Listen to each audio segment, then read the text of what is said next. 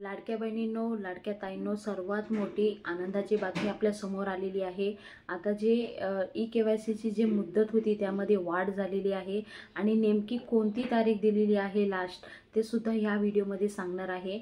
आणि ज्या महिलांना पती वडील नसेल त्यांनी काय करावा आणि काय आहे त्यांच्यासाठी सूचना ते सुद्धा आजच्या ह्या व्हिडिओमध्ये सांगणार आहे। कुठेही व्हिडिओ स्किप करू नका, महत्त्वाची माहिती आहे।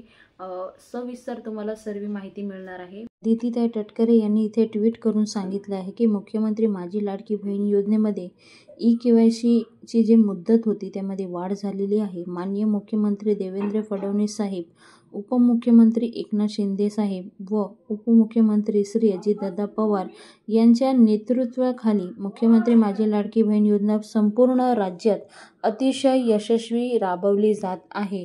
याबाबत दिनांक 18 नोव्हेंबर 2025 पूर्व सर्व लाभार्थींना ई-केवायसी प्रक्रिया करावी अशी सूचना यापूर्वी देण्यात आल्या होत्या। परंतु गेल्या काही दिवसात आपल्या राज्यात आलेले नैसर्गिक आपत्ती आणि इतर अडचणीमुळे मुख्यमंत्री माझी लाडकी बहीण योजनेमध्ये अनेक पात्र लाभार्थींना ई-केवायसी प्रक्रिया पूर्ण करता आलेली नाही। जी आपत्ती वगैरे आलेली त्यामध्ये खूप साऱ्या महिलांच्या घरी पाणी वगैरे घुसलं आणि त्यांचे जे महत्त्वाचे डॉक्युमेंट आहे ते मिसमॅच झाले, त्यामुळे सरकारने अजून महिने वाढवून दिलेले आहे असं अदितीताई तटकरे यांनी सांगितलं आहे। आता नेमकी कोणती तारीख आहे ते सुद्धा सांगणार आहे। आणि बघायला गेलं तर 2.5 लाखापेक्षा पण जास्त संख्या होती जेव्हा वितरण करायची, जे अमाऊंट यायची त्याची संख्या तेव्हा 2.5 लाखापेक्षा जास्त होती। पण आता ई-केवायसी जेव्हा केली त्यानंतर ज्या महिलांची संख्या समोर आलेली आहे 80 ते 90 लाखापर्यंतच महिलांनी ई-केवायसी केलेली आहे।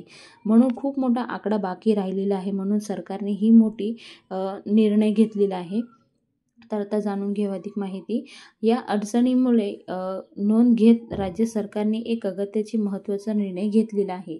लाडकी बहीण योजनेत ई-केवायसी करण्याची अंतिम मुदत आता 31 डिसेंबर 2025 पर्यंत वाढवण्यात आलेली आहे। म्हणजे 31 डिसेंबरपर्यंत तुम्ही ई-केवायसी करू शकता। अजून पण खूप साऱ्या महिलांची ई-केवायसी झालेली नाही, तुम्ही करून घ्या। आता 31 डिसेंबर लास्ट डेट दिलेली आहे। लाभार्थींचे वडील किंवा पती हयात नाहीत किंवा घटस्फोट झालेला आहे त्या तशा लाभार्थींनाच ई-केवायसी करावी। त्यांचे पती अथवा वडील यांचे अधिकृत मृत्यू प्रमाणपत्र व घटस्फोट प्रमाणपत्र किंवा न्यायालयाचे आदेश याचे सत्य संबंधित जिल्ह्यात महिला व बालविकास अधिकारी यांच्याकडे जमा करावे। तर आता ज्या महिलांचे वडील नसेल, पती नसेल, तर त्यांचं मृत्यूचं जे प्रमाणपत्र असेल तर ते तुम्ही देऊन तुमची ई-केवायसी करू शकता। तर हा एक नवीन ऑप्शन आणलेला आहे आणि हा बेस्ट ऑप्शन वाटत आहे।